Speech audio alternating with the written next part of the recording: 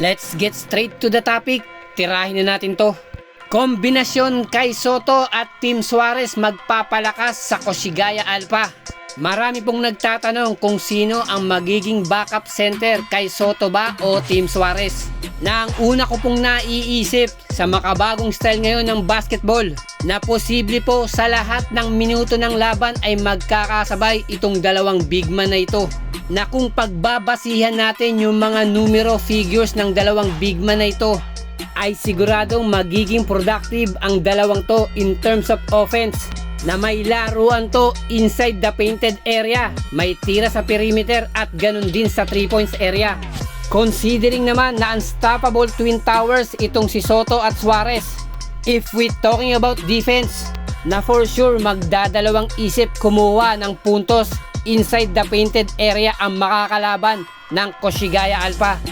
Na hindi naman po pauuli in terms of agility, quickness ang dalawang big man na ito. Since mga bata pa ito at maturing pa yung kanilang mga basketball skills. Pero yung experience ang magde-describe at magde-define sa dalawang big man ng Koshigaya Alphas. Na iyan nga po ang mga dahilan kung bakit kinuha ng Koshigaya Alpha itong si Kai Soto at Team Suarez. Dahil nakikita nila sa bukod na malalaki at bata pa ito, siguradong fit ito sa mga plays at sistemang pinatatakbo ng kanilang head coach.